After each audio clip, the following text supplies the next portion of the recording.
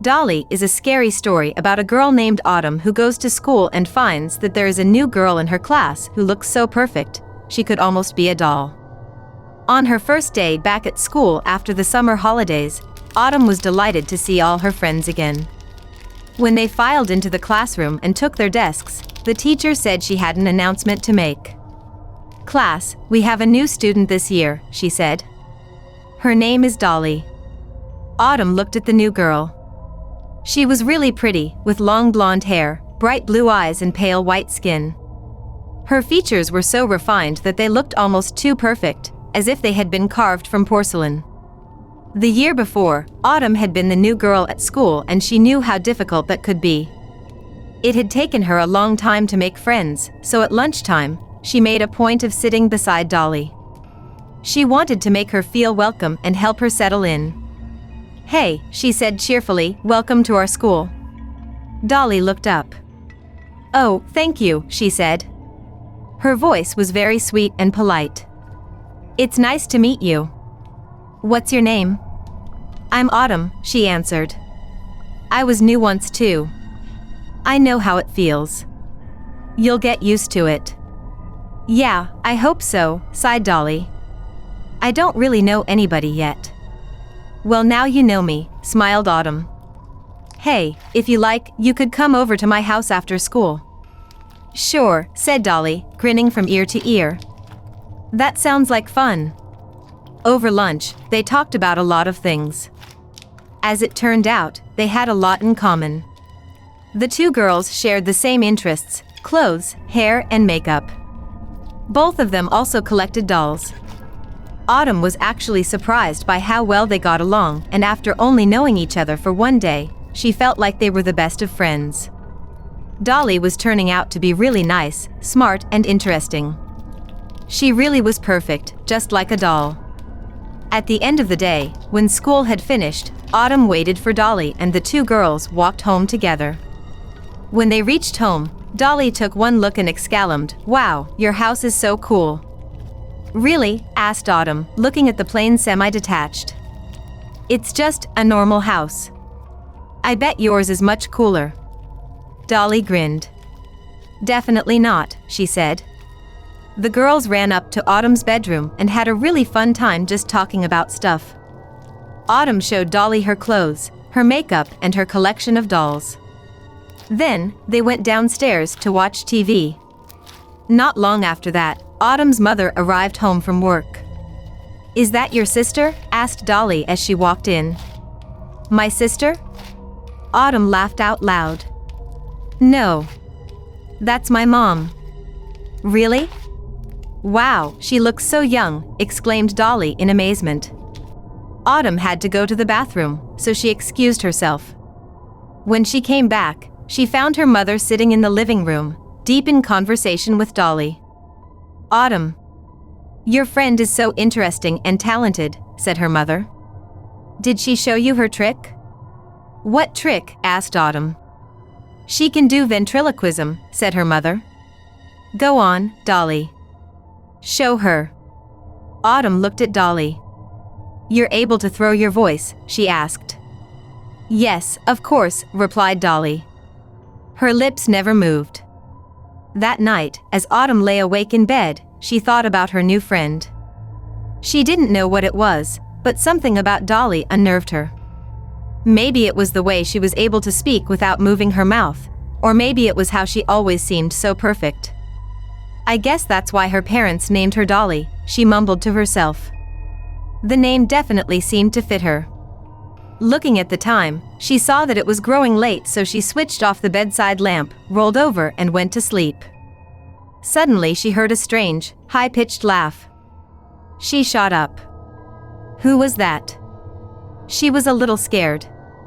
When she didn't hear anything else, she lay back down in bed, thinking it was nothing. The next couple days Dolly came over a lot. One Saturday, Autumn went downstairs to ask her mom something. She had heard the laughing 3 nights in a row now, and she was kind of scared. When her mom saw her, she smiled. The fresh smell of bacon and eggs filled the room. "How was the sleepover?" she asked. Oh, it was, she said sleepily. Wait, what sleepover? She was now more awake. Dolly sleeping over. Was it fun? Autumn stared at her like she was crazy. Dolly didn't sleep over yesterday, she said. Autumn, I saw her at the door with her bags, and I saw her go up to your room. I heard you guys at night. She even came down and talked to me for a little while when you fell asleep. Stop messing around. Her mom looked a little more serious now. Mom, what are you talking about? Dolly wasn't even here yesterday, she yelled. Her mom continued cooking. Autumn, that's not funny. I've had enough of this, go back up to your room. But Mom, she started. Go, she said bluntly.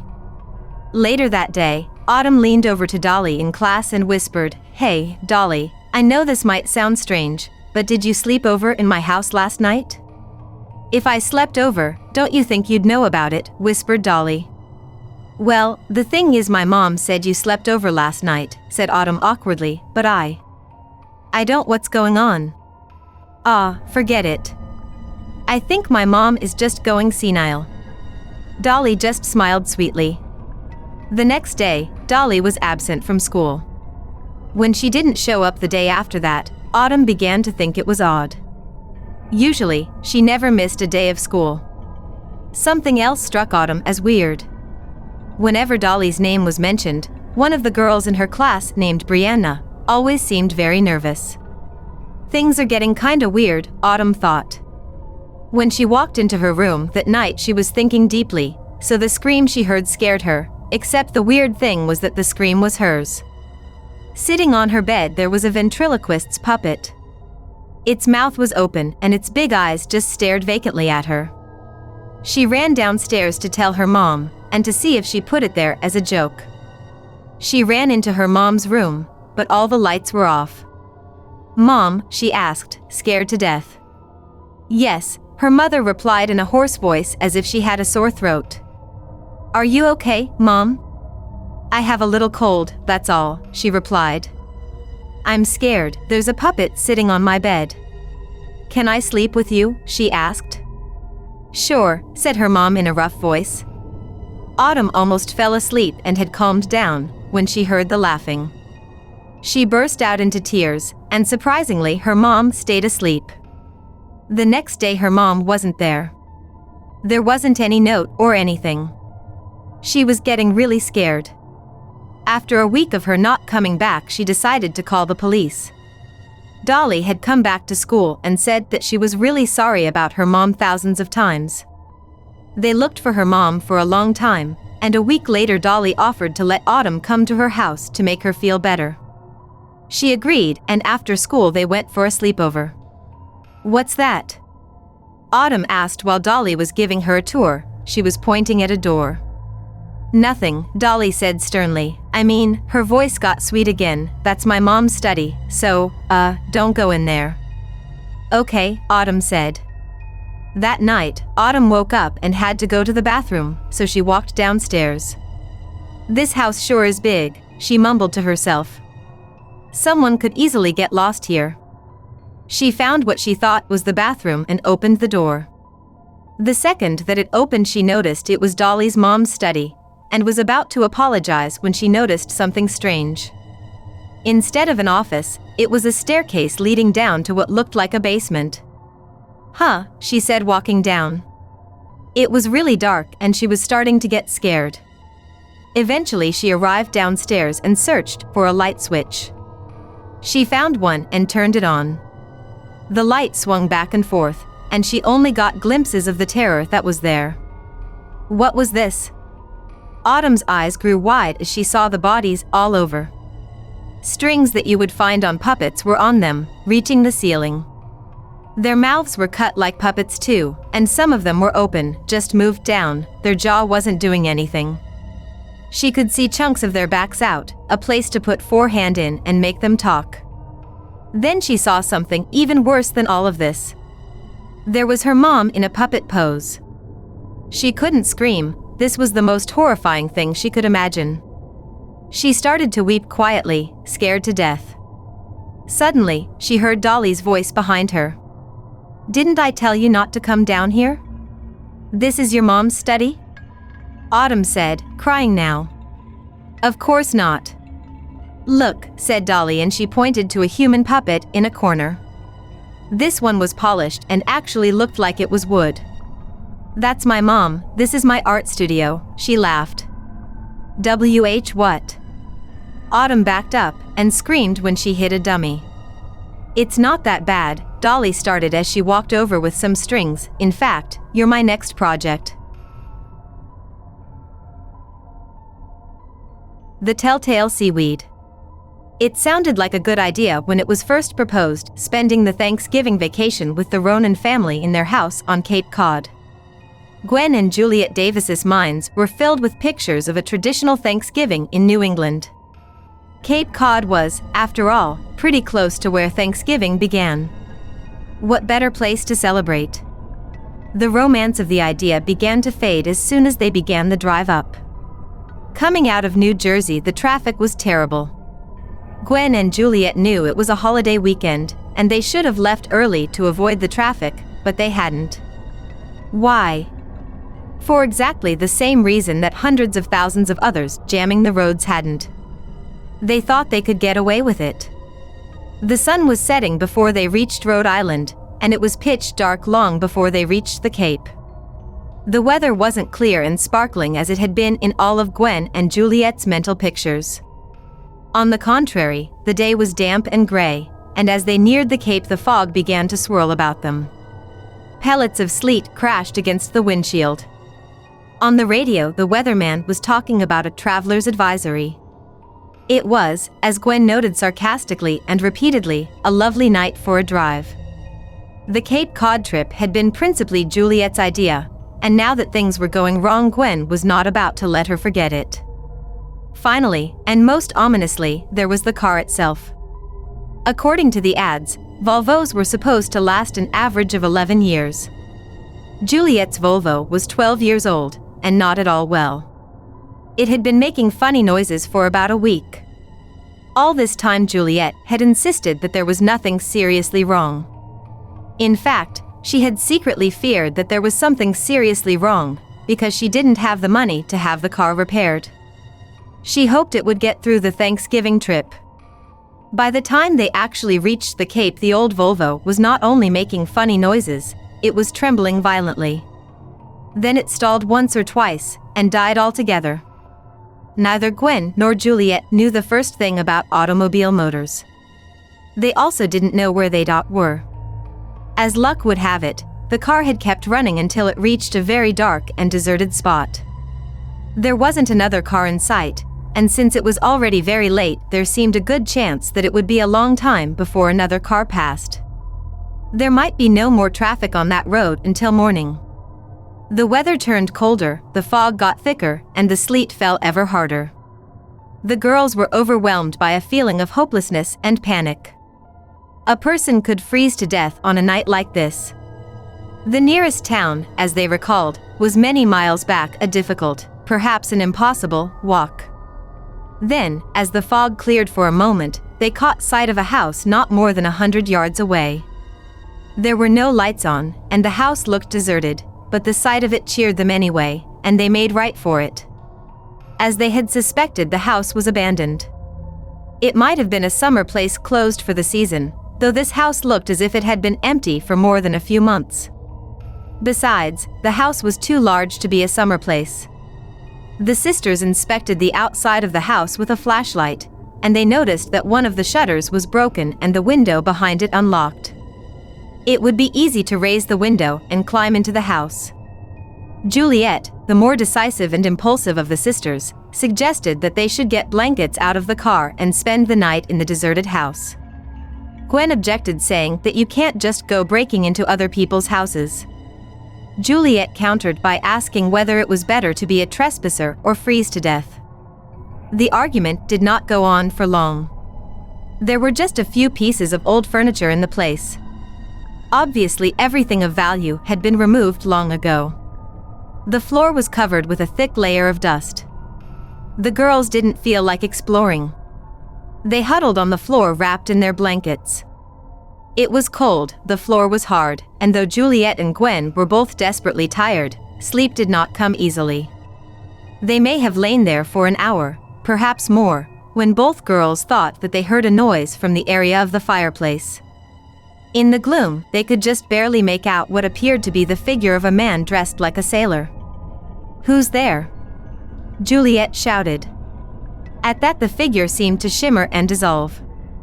They both stared at the fireplace for a long time, almost afraid to move, afraid that the figure would return. Finally, they told each other that it had been some sort of illusion, a trick of the light. After all, the figure had been so faint it could barely be made out. After a day like they had experienced, it was no wonder they were seeing things. After repeatedly, though not altogether convincingly, reassuring themselves, they finally fell asleep. In the morning, everything looked different and much more cheerful.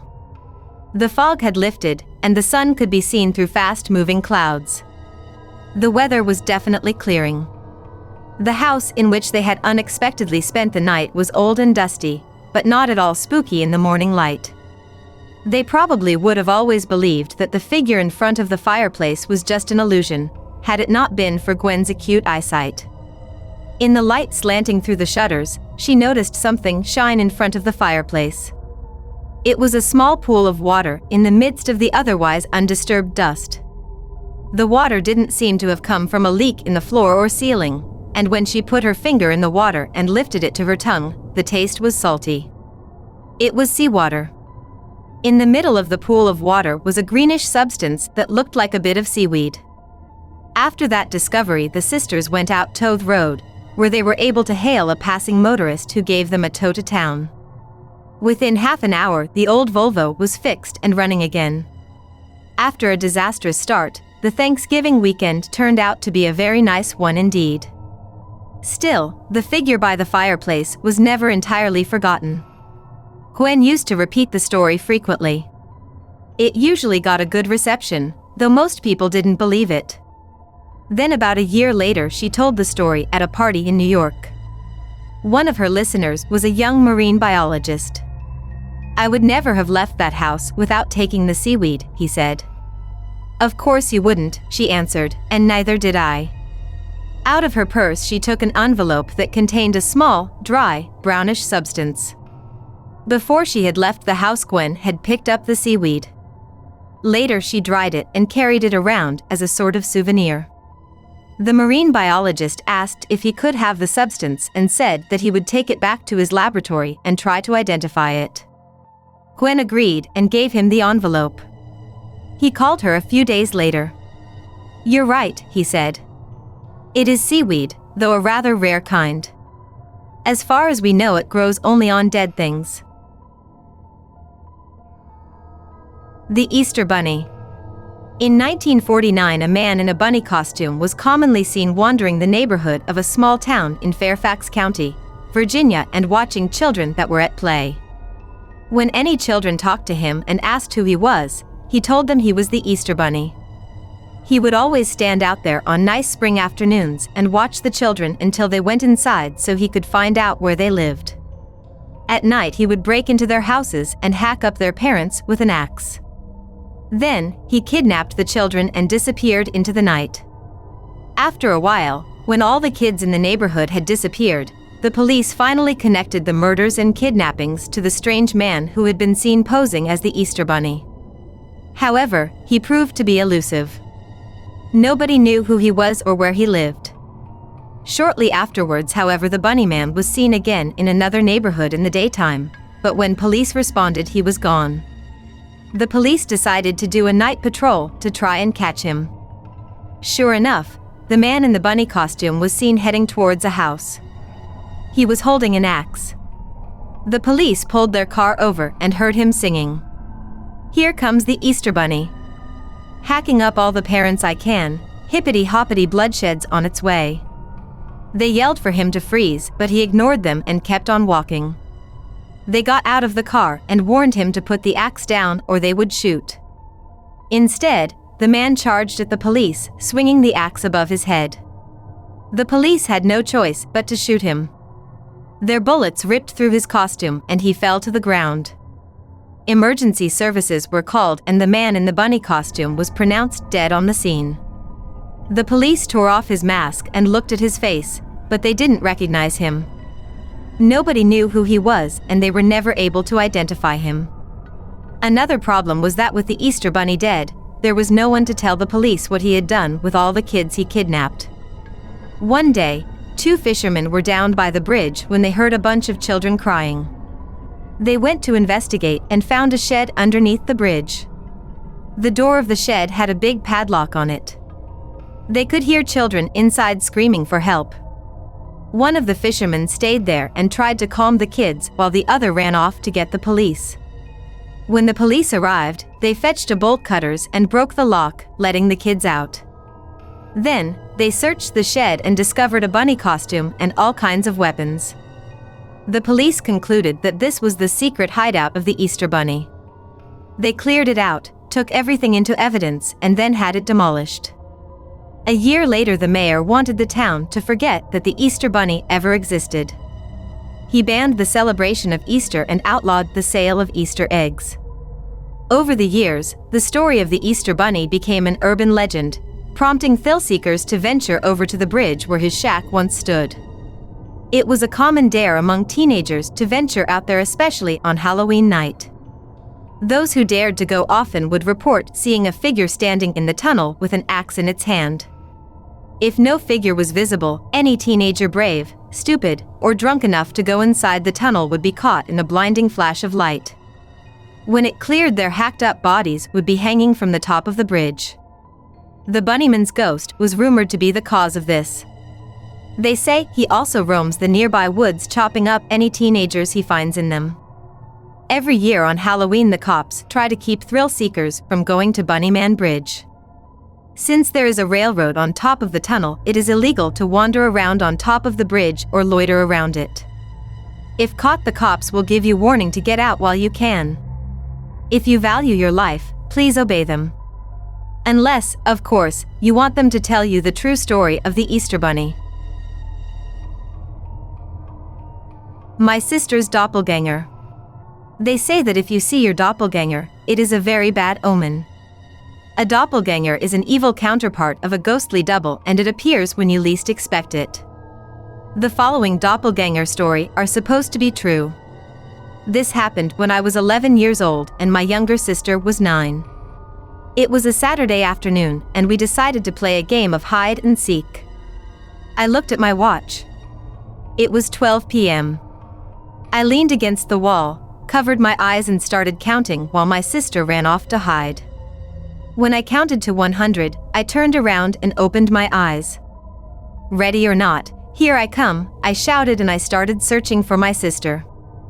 As I was walking past the garage, I noticed a large box lying upside down on the floor.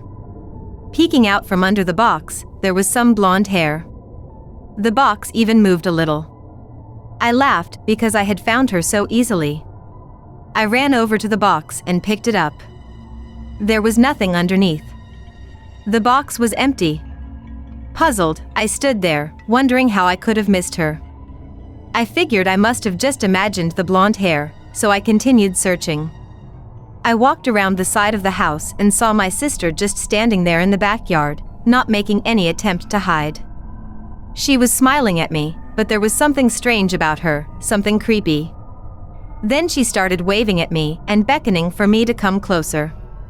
Something about her made me afraid. That was when I noticed that she was wearing a different color t-shirt. A few minutes ago, it was blue, but now it was yellow. Despite my fears, I started walking towards her. I glanced over my shoulder, but when I back again, she was gone. It was as if she had vanished into thin air. There was nothing in the backyard for her to hide behind. A chill ran down my spine. Something wasn't right. Was I seeing things? Were my eyes playing tricks on me? I stood there for a few minutes, trying to make sense of it all.